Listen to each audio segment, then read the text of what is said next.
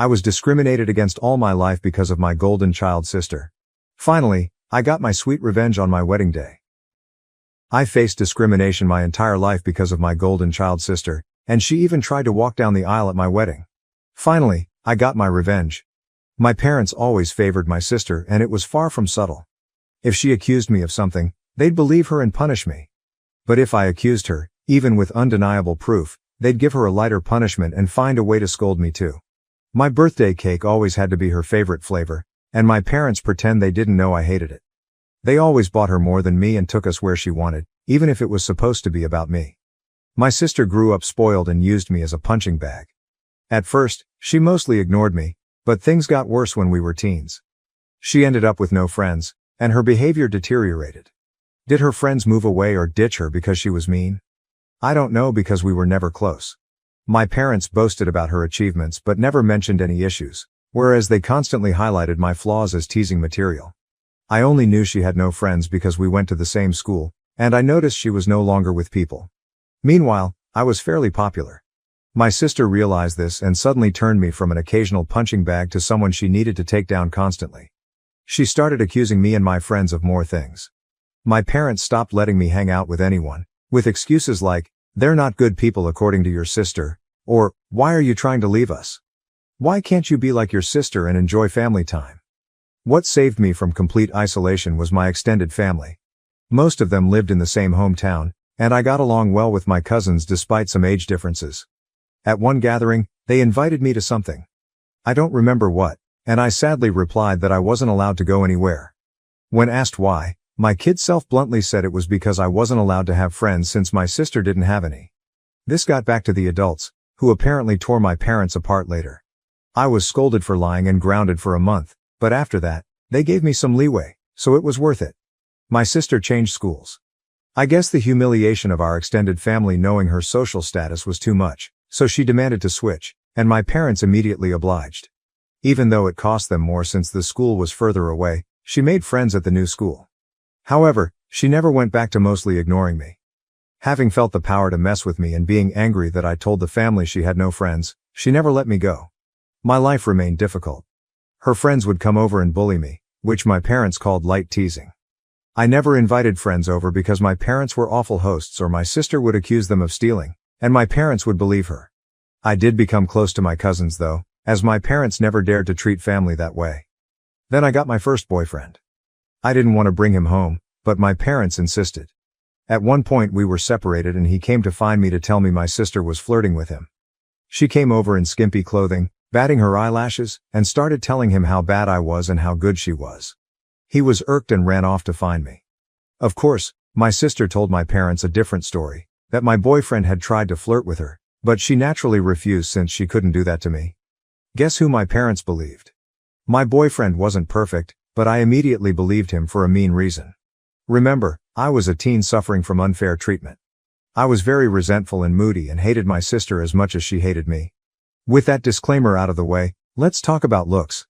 I hadn't mentioned them yet because they weren't relevant. My parents were overweight and liked showing love via food, giving more food, buying treats, etc. My sister was also overweight, whereas I was not. I've always been kind of skinny because punishment often included no treats or snacks. Obviously, weight isn't what matters, personality is. But my sister, even then, was already rude and spoiled. Even her flirting attempts were bad because she never learned to work for anything since she could demand, and my parents would deliver. Added to that, the fact that she didn't look like some sexy model, even my self-conscious teen self didn't believe my boyfriend would try and cheat on me with her. Anyway, my parents prohibited me from dating such a horrible boy.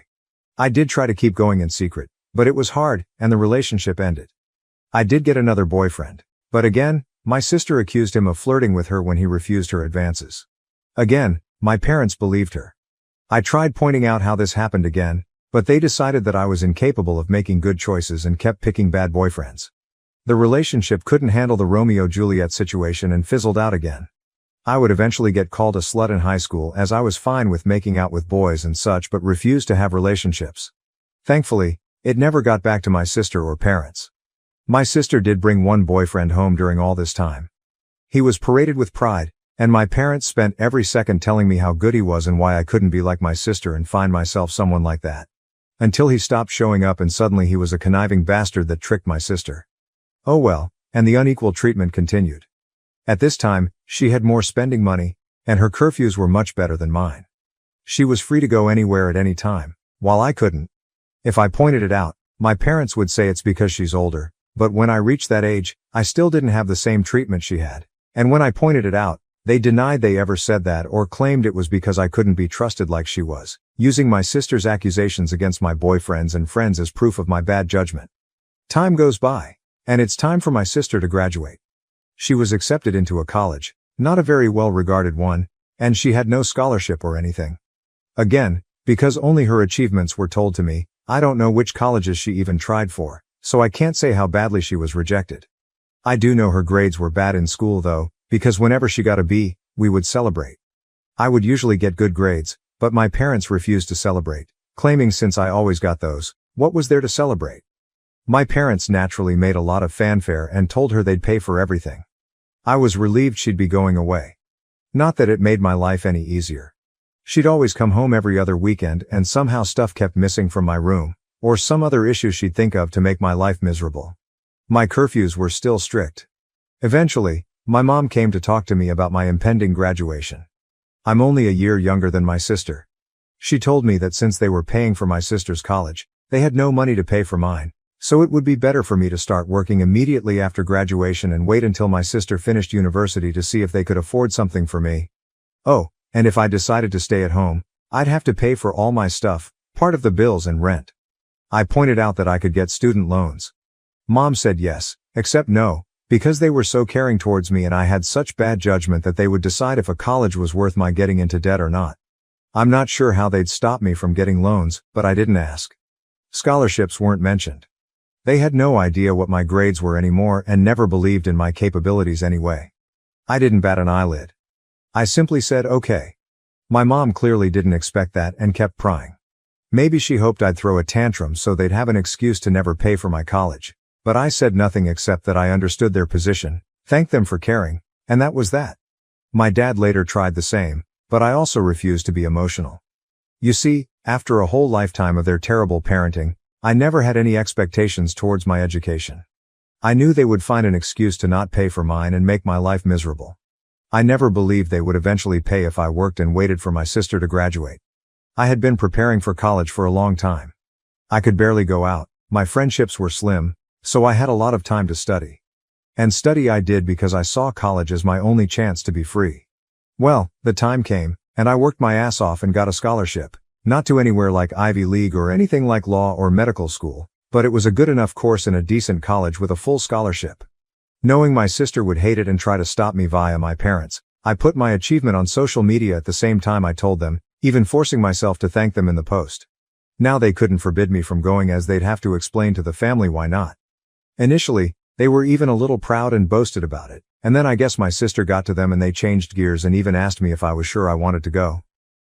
They let slip that my sister wasn't doing well in college, and since she was smarter and had better judgment than me, I'd suffer worse.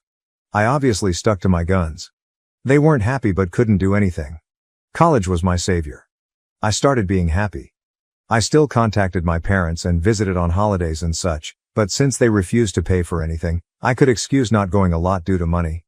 During this time, I avoided introducing any man to them, and my sister stopped going to college. I know she didn't graduate because, again, they'd have made a fanfare about it. She moved back home, paying no bills or rent, but it's different, my parents said, and started working at the same company as my mom, obviously thanks to my mom pulling strings. This was all presented to me as a point of pride. Almost there, I promise. I met my husband around this time. You know those people who say, if I were in that situation, I'd have done something. My husband is the type who actually does. I'm the type who is meek and a doormat in any situation and then can't sleep at night wishing I had done something, had thought of something witty to say, etc. I'm the person who can't help but cry when I'm angry. My husband is the guy who claps back immediately. He loves drama and loves to resolve it. He's the guy that if he doesn't immediately reply to a slight, you better start worrying because he won't forgive and forget, he's just doing something worse for revenge.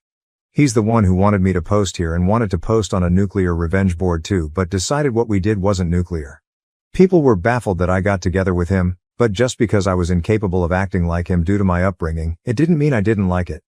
I love that my husband does what I can't, and he treats people well as long as they do the same to him. When we discussed marriage, we decided we didn't care much about the ceremony due to our budget, as we'd rather spend on a dream trip to Europe for our honeymoon. As for where to do it, since his family was spread out and mine was still mostly concentrated in my hometown, we decided to do it there. We weren't living too far off either, so we could take some long trips during the weekends to manage stuff. Plus, there was some work flexibility, so we could stay in my hometown for a bit too if needed. We sent out the engagement announcement and the save the date for a few months later. At this point, my parents naturally demanded to meet my man. I wanted to grow a spine and refuse, but was having a hard time. The distance had made me think maybe my parents weren't so bad. Well, my husband looked like I had canceled Christmas when I told him I would at least ensure they were never alone with him. See, he had been getting ready for this. He even bought a high-quality recorder he could hide in a pocket to record it all. He was stoked thinking of all the ways he could refuse my sister's advances, insult her, and then spread the recording of her attempts to my family. So off he went alone and excited to meet them, and came back later euphoric. Babe, you won't believe the awful things they wanted. Babe, we can screw them over so bad. There's so many possibilities. I was confused and wanted to hear the recording, but he smartly told me it was better to listen to him first or else I'd misunderstand him. Well, he went there, and instead of flirting, my parents and my sister sat him down. After some grumbling about not being okay with him, my judgment, etc., they proclaimed they were willing to pay for my wedding on one condition. My sister would walk down the aisle. My parents insisted that my sister would walk down the aisle at my wedding first, in a wedding dress. Their excuse was that it wasn't okay for a younger sister to marry first, so it was only fair if my sister at least had the experience of it, at my venue, with pictures being taken, in the dress, and she'd even have a cake later. My husband will now type his part. Hey, vengeful husband here. Hell hath no fury like a pro-revenge instant karma nuclear revenge lurker when his beloved is scorned. That said, as much as my wife, she's my wife now, paints me as this quick-witted dude, I admit my neurons all but short-circuited when those folks legit suggested that crap like some sort of great gift. Even Troy would rather take in the horse a second time, methinks. Alas, after my brain rebooted, I did have a whole list of insults ready to spew out, but something in my soul whispered in my ear like the devil, string these idiots along. So I said I needed to think, see how my wife, back then fiancé, would react, and then ran out of there before I could give away my nefarious plans. Back to me, the wife. So my husband sincerely recounted how my parents wanted even my wedding to be about my sister, with a grin on his face and the recording to prove it. I was shocked. The distance had softened how badly they treated me, and I thought even they wouldn't go so far. Thankfully, my husband insisting on the angle of revenge helped me not go to a bad headspace. We had a blast thinking up ways to screw them over, from ridiculously outlandish to what we thought was feasible. We then called his much more level-headed brother when we decided on a plan. It involved having 2 venue addresses, giving them the wrong one, etc. Well, the level-headed brother scolded us for it. While he acknowledged he would never be able to convince us to avoid retaliation, he at least showed us that something like that would be hard to pull off. Some of our other ideas were also at risk of getting us sued, so we eventually settled for the most benign plan: act like we agreed, but then hire security and don't let her in. Obviously, if that was all, it wouldn't be pro-revenge. The rest is mostly my husband's doing, but he wants me to do the honors. So here goes. Just important to mention, everything he did was previously discussed with me, and they were our mutual ideas. He went back to my parents, said he probed and thought I wouldn't be down with it. However, he didn't see the issue and, not wanting the family to fall apart, would be down to help them do it. He pointed out that I don't like conflict, so if I was surprised with it, I might not throw a tantrum in front of all the people. On the other hand, marriage is a big thing, so who knew if I'd lash out? Thus, he suggested a compromise. They'd help pay for stuff. This way, I would feel even more pressure to not say anything, as not only would we be public with our families there, but I'd be grateful for the help they gave. He said my parents looked shocked, and my grown sister literally started skipping with joy like a kid, so it was accepted. Importantly, my husband also claimed that due to some bad judgment and past boyfriends, these words were all my idea, and I'm so proud of using their words against them. I was distrustful and controlling and liked to check his phone and stuff to ensure he wasn't cheating on me. As such, it was imperative that nothing of this plan was ever put in writing. For any discussion pertaining to my sister walking down the aisle before me, he'd go over to their house to talk. And so began the months of deception where my parents and sister thought they were tricking me, while my husband and I were milking them. Rather than paying for the wedding, they lay low. Of course, my parents wanted input in everything, including some things that meant a lot to me, like the songs and color palette. My husband would convince them to let it go to keep me in line, but since we never really cared for the ceremony to begin with, everything else was fair game. Or so they thought. Here's what we did. We'd go to check the drink and menu options and then accept the lowest or second lowest priced option. My husband would then secretly take my sister there to try it out and then sigh and say, "It's a pity we don't want to abuse my parents' goodwill, so we won't get the best options." Cue my sister demanding my parents pay for the best. My parents would then tell me not to worry and they'd pay for the most expensive option. The same was done with the photographer and flowers. My husband handed my sister a bouquet of the flowers we wanted and then sadly expressed how I wanted some other tasteless flowers. Cue my parents telling me they wanted us to go with said flowers and they'd pay for it. When it came to the wedding dress, we hit a minor snag. My parents wanted me to use a hideous dress. Okay, it wasn't outright hideous, but it wasn't my style and wouldn't look good on me. We had planned on saying yes and then simply not using it, but my mom sent me a message about it, so there'd be proof I said okay. We had to go with me refusing to text and standing my ground. My husband went over there and said he'd see what he could do. My sister suggested ruining my desired dress so I'd be forced to wear the other one. He pretended to agree. During all this time, they kept communications outside any text. We made sure that happened by having me reply to my sister when she tried messaging my husband. This solidified the uncontrolling and neurotic claims my husband was making, so they believed it and never risked anything in writing. Some people might not like the thought of their partner going around and talking badly about them to family, but I'm such a doormat that the thought of being painted as this controlling and dangerous person is extremely funny to me, and I egged him on to do it. I guess I have a warped sense of humor. Oh, and my sister did try to flirt with him, but he acted conflicted to really sell that he was with them.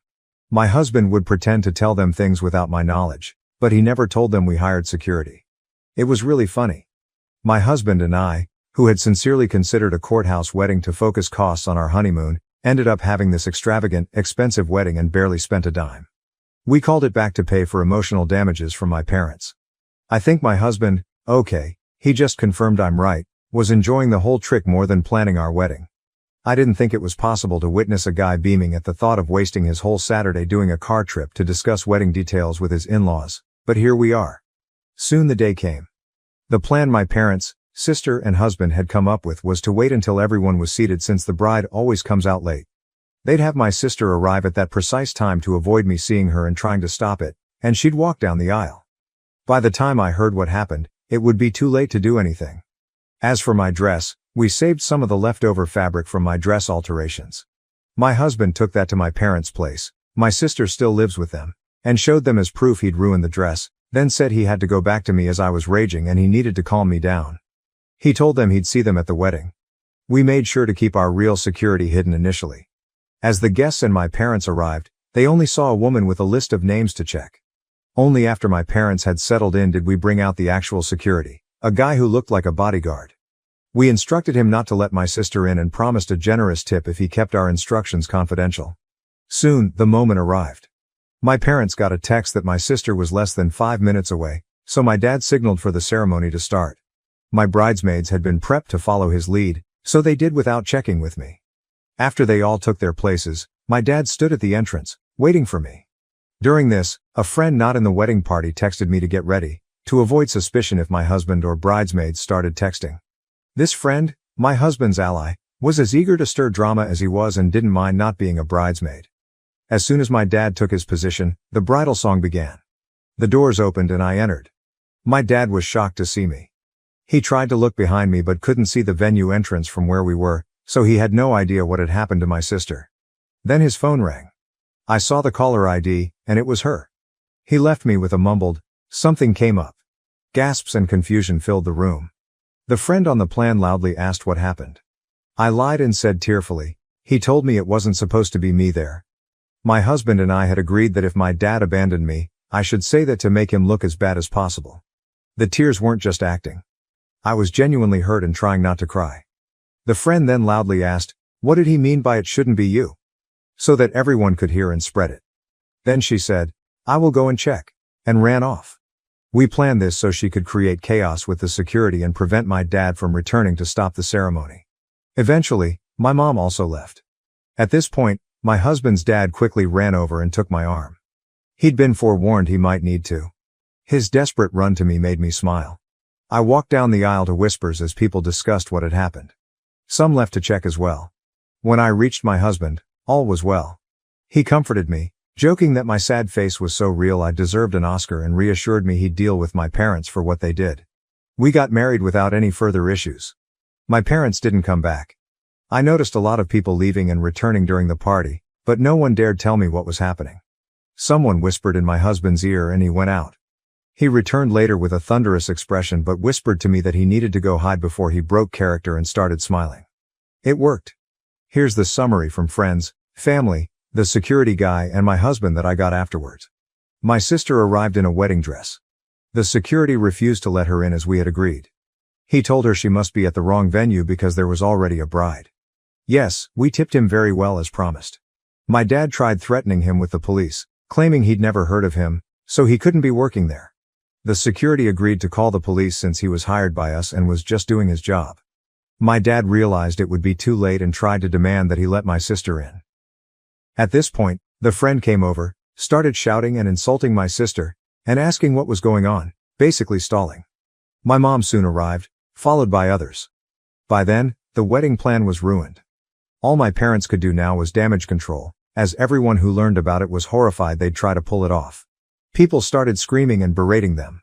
The three naturally said it wasn't a secret and blamed my husband. When he was called over, my husband put on his best confused look and denied everything.